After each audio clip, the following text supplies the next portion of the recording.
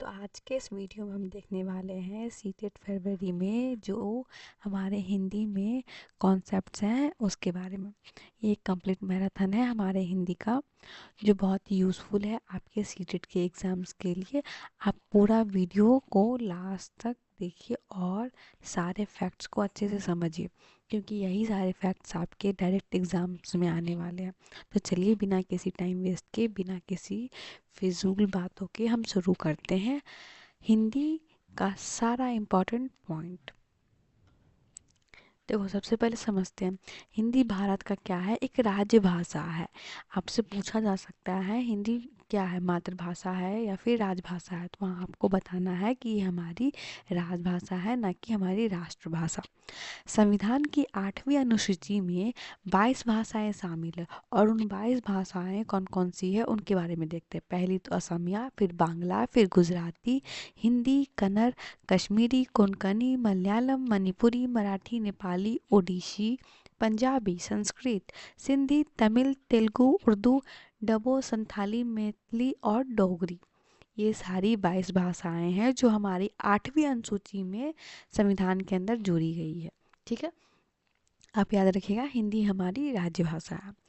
भारतीय संविधान के अनुसार इंग्लिश जो भाषा है वो एक सहयोगी प्रशासनिक भाषा है। क्यों क्यों सहयोगी प्रशासनिक भाषा है? क्योंकि भारत के अलावा बाकी सारे देशों में इंग्लिश एक कॉमन लैंग्वेज के रूप में प्रदर्शित होता है, तो इसको क्या कहा गया है? सहयोगिक प्रशासनिक भाषा। तो हमारे सारे कामकाजी भाषाओं के लिए हम क्या चीज़ का यूज़ करते हैं? इंग्लिश का यूज़ करते हैं। शास्त्रीय भाषा कौन कौन से हैं हमारे? तमिल है, संस्कृत है, कन्नड़ है, तेलुगु है, मलयालम है और उड़िया है। आपसे इसके बारे में ज़रूर पूछा जा सकता है कि हमारी शास्त्रीय भाषा कौन सी है। नेक्स्ट देखते हैं आरटीई राइट टू एजुकेशन के तहत क्या कहा गया? मातृभाषा के माध्यम से अधिगम की अनुशंसा क्लास 8 तक के लिए करता है। यानी कि आप किसी बच्चे की मातृभाषा जो होगी उसको क्लास 8 तक आप उस बच्चे को उसकी अपनी मातृभाषा में पढ़ाएं, ताकि उसका कॉन्सेप्ट जो है वो डेवलप हो सके, वो कॉन्सेप्ट के में किसी भी तरह से पीछे न रह पाए। और कोई भी आदमी अपना कॉन्सेप्ट स्ट्रॉन्ग तभी कर पाता है जब उसको भाषा समझ में आ रहा हो, उसको जो कह रहा है शिक्षक उसको समझ में आ रहा। तो वो उसको समझ में कैसे आएगा? उसकी अपनी मातृभाषा के माध्यम से। देखो, हमारा सबसे पहला टॉपिक होता है भाषा अधिगम और अर्जन। भाषा अधिगम क्या है और भाषा अर्जन क्या है, हम उसके बारे में देखने वाले हैं। सबसे पहले हम यहाँ पे बात करेंगे भाषा अर्जन के बारे में। भाषा अर्जन एक ऐसी प्रक्रिया है जिसके अंतर्गत बच्चा अपने आसपास के वातावरण और परिवार में रहकर भाषा सीखता है। यानी कि यहाँ बच्चा कोई भी प्रकार का अपने से एक्टिविटी नहीं कर रहा होता। वहाँ बच्चा अपने आसपास के लोगों को देखता है, अपने परिवार की भाषा को देखता है, वो चीज़ सीख जाता है। वह दूसरों का अनुकरण करके भाषा को सीखता है, दूसरों का नकल करके भाषा को सीखता है। यह एक प्राकृतिक प्रक्रिया है। आप इसको याद रखिएगा, इसको क्या कहा गया है? प्राकृतिक प्रक्रिया, जो अपने आप स्वयं हो सकती है। इसके लिए कोई औपचारिक साधन की आवश्यकता नहीं पड़ती है। यह एक प्रकार से मातृभाषा या फिर क्षेत्रीय भाषा होती है।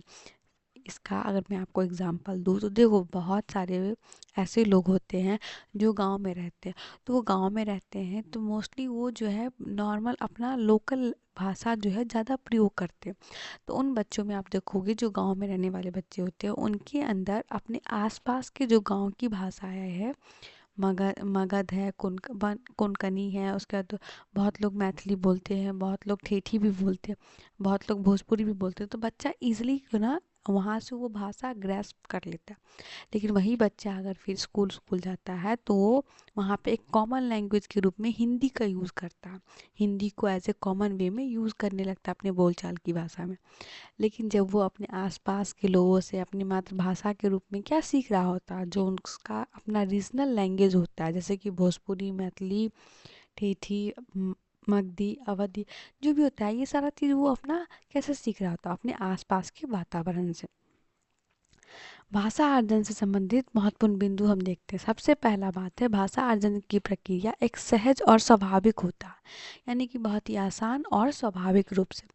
इसमें किसी व्याकरण की आवश्यकता नहीं होती। इसमें कोई भी व्याकरण की आवश्यकता इसलिए नहीं होती क्योंकि ये अपने आप सीखा जा रहा होता है। भाषा अर्जन में सर्वाधिक महत्व परिवार व समाज का होता है। आपसे पूछा जाएगा कि भाषा अर्जन में सबसे अधिक महत्व किसका होता है। अब हम देखते हैं भाषा अधिगम के बारे में। अधिगम का तात्पर्य होता है सीखना, यानी कि किसी चीज़ को खुद से सीखना। किसी भी प्रकार के अधिगम की प्रक्रिया जीवन भर चलती रहती है। जैसे कि हम अपने पूरे जीवन काल में कुछ ना कुछ सीख रहे होते हैं, यानी हम कहीं ना कहीं हर जगह अधिगम कर ही रहे होते हैं। इसमें औपचारिक साधनों का प्रयोग किया जाता है। भाषा अधिगम में नियम और व्याकरणों का प्रयोग किया जाता है। व्याकरण का और नियम का प्रयोग किया जाता है किसमें, भाषा अधिगम में। इसे द्वितीय भाषा के नाम से भी जाना जाता है। ठीक है, नेक्स्ट देखते हैं भाषा अधिगम से संबंधित तथ्य, जो भी इम्पोर्टेंट तथ्य है उसके बारे में देखते हैं। इसमें भाषा के नियम सीखे जाते हैं, यानी कि हम कोई भाषा सीख रहे होते हैं उसका कुछ ना कुछ नियम बना हुआ होता होगा, उसके बारे में बात ही होती है। भाषा अधिगम औपचारिक शिक्षा के द्वारा दिया जाता है, यानी कि किसी न किसी वे में दिया जाता है। ठीक है, भाषा अधिगम विद्यालय में प्रारंभ होता है। भाषा अधिगम में बच्चों को प्रयास करना पड़ता है, यानी बच्चा उसमें कर रहा होता है। इसमें व्याकरण की आवश्यकता होती है। ठीक है, और भाषा अधिगम में शिक्षक, विद्यालय, पाठ्यक्रम, पाठ्यपुस्तकें, शिक्षण पद्धतियाँ आदि की भी भूमिका होती है। तो देखो, भाषा अधिगम में बहुत सारे लोगों का रोल है, लेकिन वही भाषा अर्जन में सिर्फ और सिर्फ परिवार और समाज का रोल होता है। अब हम यहाँ देखते हैं अधिगम के कितने प्रकार होते हैं उसके बारे में। यहाँ पे देखने वाले अधिगम के प्रकार। अधिगम के 3 प्रकार होते हैं। देखो, पहला क्या है, क्रियात्मक अधिगम, यानी कि क्रियात्मक अधिगम में सीखने के लिए क्रियाओं के स्वरूप और क्रियाओं की गति पर ध्यान दिया जाता है। यानी कि बच्चे को कुछ सिखाना है तो कोई ना कोई एक्टिविटी करके सिखाएंगे। जैसे कि आप बहुत लोग देखोगे, जब हम नर्सरी एलकेजी क्लास में होते थे तो हमारे जो सर मैडम होते हैं वो हमें प्रतिक्रिया करके सिखाते हैं। जैसे ट्विंकल ट्विंकल लिटिल स्टार, तो वो अपने हाथों से भी वो एक आकृति बनाते हैं। या हम बच्चे को सिखाते हैं मछली जल की रानी है, तो मछली जल की रानी है तो उसको हम ये बता रहे होते हैं कि मछली जल की रानी अपने हाथ पाँव के हाव भाव से भी। तो ये क्या हो गया, एक क्रियात्मक अधिगम हो गया। ठीक है, नेक्स्ट शाब्दिक या फिर वाचिक अधिगम। शाब्दिक या वाचिक अधिगम या सीखने में संकेत हो, जैसे कि चित्र, शब्द, अंकों आदि के माध्यम से सीखना होता है। अब आप इसी में इसका एग्जांपल देते हो। देखो, नर्सरी एलकेजी की क्लास में आप देखते होगे, चाहे जब स्टार्टिंग कक्षा पहली से दूसरी की क्लास में आप देखते होगे कि बच्चों को पढ़ाने के लिए अधिक से अधिक चित्रों का उपयोग किया जाता है। क्यों? क्योंकि उनके अंदर जो है एक विज़न बन सके। उस फोटो को देख करके, उस चित्र को देख करके जो भी चीज़ हम बोल रहे हैं उनके अंदर ईजिली समझ में आ जाए, ताकि वो अपने रियल लाइफ में भी उस चीज़ को रिलेट करें। जैसे अगर हम बोलेंगे A for Apple, A for Apple, Apple मतलब सेब, सेब अब बच्चा कॉमन लाइफ में तो सेब देख ही लेता है, तो वो ईजिली रिलेट कर लेगा और उसके यहाँ उसके दिमाग में वो शाब्दिक अर्थ भी बना और एक वाचिक विजन भी बना उस चीज़ को लेकर के। नेक्स्ट देखते हैं विचारात्मक अधिगम। विचारात्मक में व्यक्ति समाज में दैनिक जीवन अनुभवों को देखकर या सुनकर विचार करके सीखता है। विचारक अधिगम में क्या होता है कि आप किसी से बात कर रहे हो, तो बात करने के दौरान आप अपने समाज में हो रही प्रतिक्रिया को देख करके सीख रहे होते हो। वहाँ क्या हो रहा है, क्या नहीं हो रहा है, ये आप समझ करके सीख रहे होते हो। नेक्स्ट देखते हैं भाषा अधिगम एवं अर्जन के संदर्भ में विद्वानों का विचार। अब इन किसका क्या विचार था भाषा अधिगम और अर्जन में, उसके बारे में हम शॉर्टकट देखते हैं। सबसे पहला बात आता है वाइगॉस्की के अनुसार।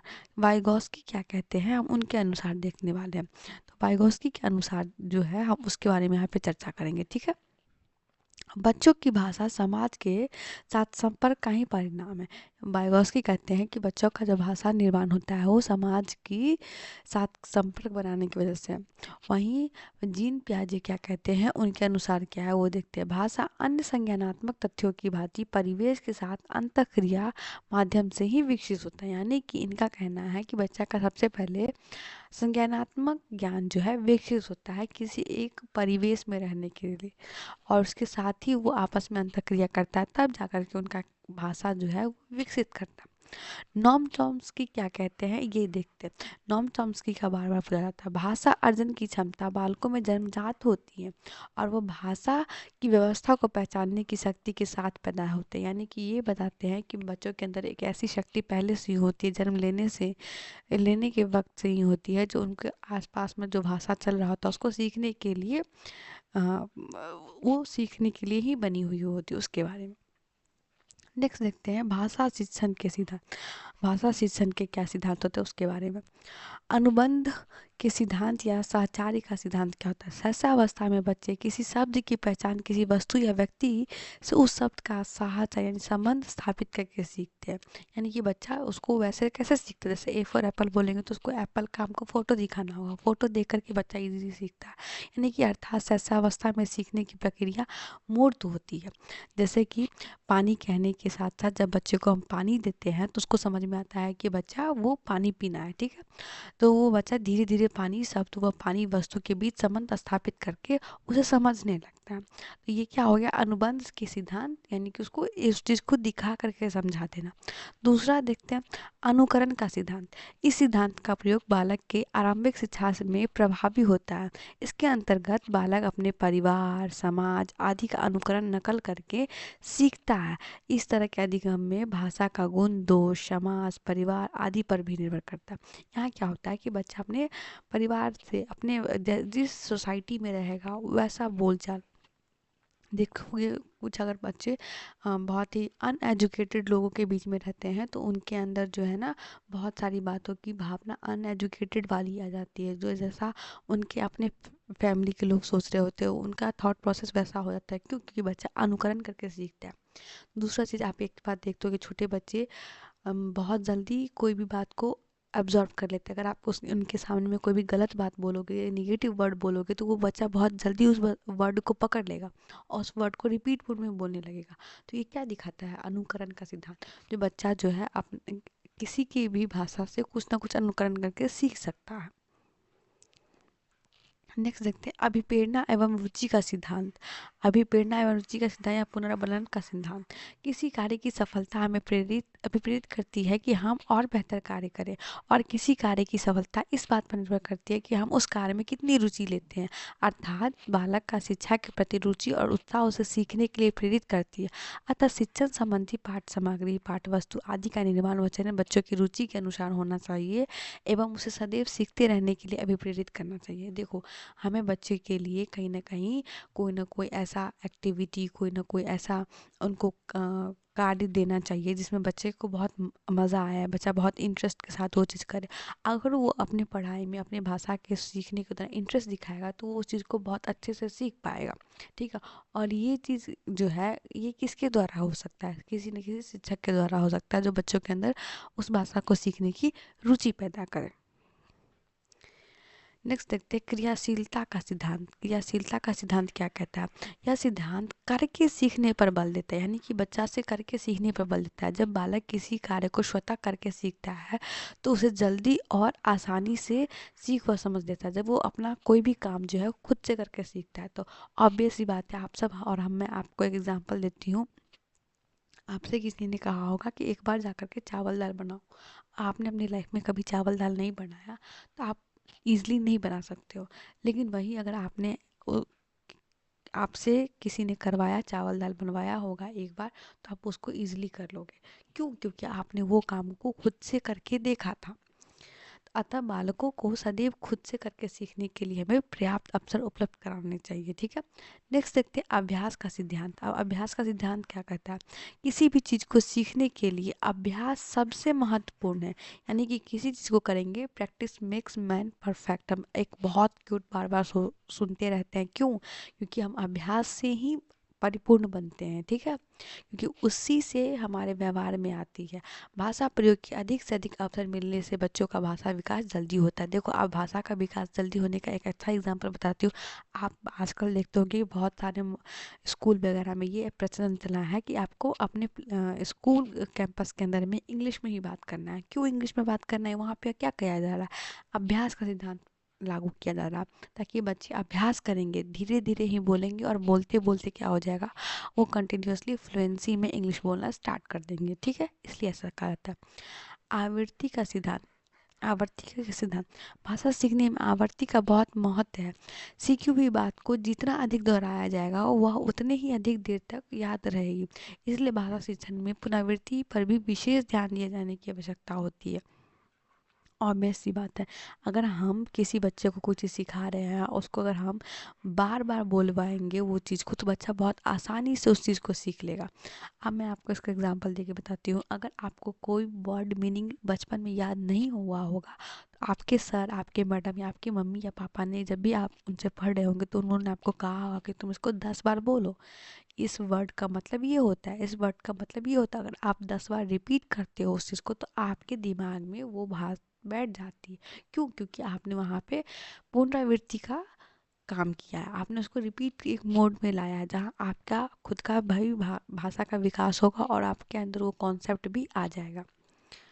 अनुत्पा और क्रम का सिद्धांत देखते हैं। भाषा कौशल के चारों प्रारूप, जैसे कि श्रवण, वाचन, पठन एवं लेखन, यानी कि जो 4 चीज़ बहुत ज़रूरत होती है भाषा कौशल बनाने के लिए, उनमें निपुणता के लिए अभ्यास क्रम में समान अनुपात बनाए रखने पर जोर देता है। यानी हमें एक समान रूप से इन सब वो चारों चीज़ों पर देना चाहिए। जैसे कि श्रवण, यानी कि हम कभी भी कोई भाषा सीख रहे हैं तो हमें सबसे पहले सुनने की आदत डालना चाहिए।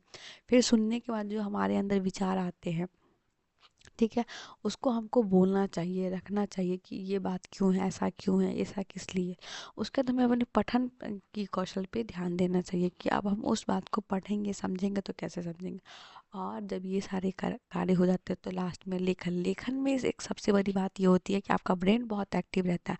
आप अपने ब्रेन का पूरा यूज़ करके उस चीज़ को लिख रहे होते हो, बता रहे होते हो, तो वो उसके बारे में बात करता है। नेक्स्ट देखते हैं भाषा के कार्य एवं इसके विकास में बोलने एवं सुनने की भूमिका क्या है, उसके बारे में। सबसे पहले हम भाषा के कार्य को देखते हैं। अभिव्यक्ति का साधन। भाषा व्यक्ति को अपनी आवश्यकता, इच्छा, भावनाएं आदि अभिव्यक्त करने में सहायता करती है। देखो, अगर आपके पास अपनी भाषा है तो अपनी भाषा को किसी के समक्ष रखोगे, आप बोलोगे, आप जो बोलोगे अगर आप सामने वाला वो भाषा समझ जाएगा तो आपके दुख को, आपके कष्ट को, आपकी पीड़ा को इजीली समझ जाएगा। इसलिए अभिव्यक्ति का साधन कहीं ना कहीं सबसे बड़ा क्या है, हमारा भाषा है। नेक्स्ट देखते हैं सामाजिक संबंध स्थापित करने में सहायक। सामाजिक संबंध स्थापित करने में हम भाषा का प्रयोग इसलिए करते हैं क्योंकि हमें अपने समाज से रिलेशन बनाना होता है। हम अपने समाज से कब जुड़ पाएंगे, जब हम उनकी बातों को सुनेंगे, उनके विचारों को सुनेंगे। तो उस विचार को सुनने और बातों को बताने में किसका उपयोग करेंगे, भाषा का उपयोग करेंगे। भाषा मानव विकास का मूल आधार है। यहाँ हम इसलिए ये बात मूल आधार के रूप में मानते हैं क्योंकि सबसे बहुत बड़ा फैक्टर होता है आपस में बातचीत करना, आपस में वाद विवाद करना, आपस में कोई भी चीज़ को सुनना, समझना। तो इसका सबसे बड़ा आधार क्या है, हमारा भाषा है। ज्ञान की प्राप्ति में सहायक। नए ज्ञान की प्राप्ति के लिए भी भाषा बहुत ज़रूरत है। क्यों कहा जाता है कि आप अपना कोई भी नया ज्ञान प्राप्त करने के लिए सबसे पहले उसको मदर लैंग्वेज में उसको या मदर टंग में सीखे। क्यों? क्योंकि आपके पास जो अपनी मातृभाषा का ज्ञान है, आप उसमें उस चीज़ को सीख जाओगे तो आप उस भाषा को भी आसानी से सीख जाओगे। इस वजह से ये बहुत ज़रूरी होता है। शिक्षा प्राप्ति में सहायक। शिक्षा प्राप्त करने के लिए भी भाषा की आवश्यकता होती है। अगर हम किसी भी प्रकार की शिक्षा ग्रहण करना चाहेंगे तो उसके लिए हमें कहीं ना कहीं एक अच्छी भाषा की ज़रूरत पड़ती है। जैसे कि अगर हम बहुत सारी बातों को छोटे शब्द में लिखना होगा तो हम उसमें किसका यूज़ करेंगे, संस्कृत का यूज़ करेंगे। संस्कृत में बहुत सारे बातों का मतलब बहुत ही छोटे वाक्यों में लिखा जाता है। लेकिन अगर हमें कुछ चीज़ विस्तार में लिखना होगा तो हम किसका यूज़ करते हैं, हिंदी का। क्यों? हिंदी में हम सारे तथ्यों को रखते हैं, सारे विचार को रखते हैं। तो वहाँ हम क्या करें, अपने शिक्षा में भाषा का उपयोग करके कहीं ना कहीं हम अपनी शिक्षा को सहायक रूप में प्रदान कर रहे हैं। भाषा विकास में सुनने की भूमिका। अब हमारे सुनने की क्या भूमिका होती है, हम उसके बारे में देखते हैं। बच्चा अपने परिवार और समाज के लोगों को बोलते हुए सुनता है तथा उनका अनुकरण करता है और बोलने की कोशिश करता है। तो ये सुनना सबसे बहुत ज़रूरी यहाँ पे हो गया। सुनने के माध्यम से बच्चे में शुद्ध उच्चारण करने के कौशल का विकास होता है। सुनने के माध्यम से ही बच्चा बोलने में आने वाली उच्चारण संबंधित अशुद्धियों को दूर करने में सफल होता है। बच्चा सबसे पहले तो आपको देख करके सीखता है, आपको सुन करके सीखता है। उसके बाद दूसरा क्या होता है, बच्चा आप जैसे जिस शब्द को जैसे आप प्रोनाउंस करेंगे, आप जिस शब्द का जैसे उच्चारण करेंगे, बच्चा भी वैसे ही उच्चारण करेगा, वैसे ही बोलेगा। इससे क्या होता है, वो जो चीज़ गलत बोल रहा है वो उस चीज़ को सही रूप से बोलने लग जाएगा। सुनने के माध्यम से ही एक बालक के शब्द भंडार में वृद्धि होती है, जिससे उसकी भाषा विकास में भी वृद्धि होती है। देखिए, आपका भाषा का विकास कब वृद्धि करेगा, जब आपके पास कोई ना कोई बातें सुनी हुई रहेगी, कोई ना कोई चीज़ पहले से आपके पास संज्ञान में रहेंगी, तभी आप किसी बात को और विस्तृत रूप से बोल सकते हैं। सुनना ध्वनि के विभेदीकरण का सबसे अच्छा माध्यम है। यानी कि हम कोई भी बात सुन रहे हैं तो सुनना एक ध्वनि का जो प्रकार होता है उसका विभेदीकरण होता है। उसमें सबसे अच्छा माध्यम क्या होता है, सुनना, किसी चीज़ को सुनना समझना। इसके द्वारा बालक स्वर के उतार चढ़ाव को भी सीख जाता है। जैसे कि अगर हम ध्वनि की बात करें, ध्वनि के यूज़ कहाँ होता है, संगीत में होता है। आप देखो संगीत में हर ताल का, हर सुर का एक अलग लय है, एक अलग विलय। वहाँ क्या होता है, वो सुन करके उस लय तक पहुँचता है, उस लय से उस गाने को गाता है। तो यहाँ क्या है, सुनना, सुनना जो है सबसे अच्छा माध्यम हो जाता है। सुनने के माध्यम से बच्चा दूसरे की भावना और विचारों को जान पाता है। अगर बच्चा एक अच्छे वे में सुनता है तो दूसरे के विचार को, भावना को आसानी से जान पाएगा। सुनना अन्य भाषा कौशलों के विकास में भी बहुत सहायक होता है, जैसे कि वाचन कौशल, लेखन कौशल और विकास कौशल। देखो, सुनना इसलिए जरूरत बोल रहा है वाचन में और लेखन में, क्योंकि जब हम बात कर रहे होते हैं तो हम सामने वाले की बात भी तो सुनेंगे, तभी तो हम उसको जवाब देंगे, या फिर हम उसकी बातों का निष्कर्ष निकालेंगे, उसकी बातों का हम उत्तर देंगे। क्यों, जब तक सुनेंगे नहीं तब तक। तो यहाँ पे सुनना कौशल भी बहुत ज़रूरत है हमारे, किसमें, वाचन कौशल में, ठीक है। और लेखन कौशल में इसलिए क्योंकि अब आपको लिखने के लिए कहा गया, आप लिखने के लिए तो कहा गया, पर किस चीज़ के रूप में लिखने के लिए कहा गया।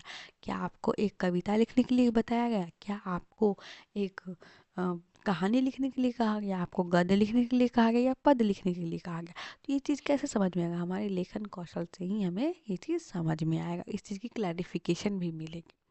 तो दोस्तों, आज हम यहाँ तक डिस्कस कर चुके हैं भाषा के बारे में। भाषा के हमने वैज्ञानिकों को देखा, भाषा के बारे में सब कुछ डिटेल वर्जन में देखा। होपफुली आपको ये वीडियो पसंद आया। अगर आपको अच्छा लगा तो प्लीज़ लाइक करें, शेयर करें एंड सब्सक्राइब करें। मिलते हैं इसके आगे वाले इंपॉर्टेंट पॉइंट्स के साथ बहुत जल्द। तब तक के लिए keep learning, keep enjoying. Thank you so much.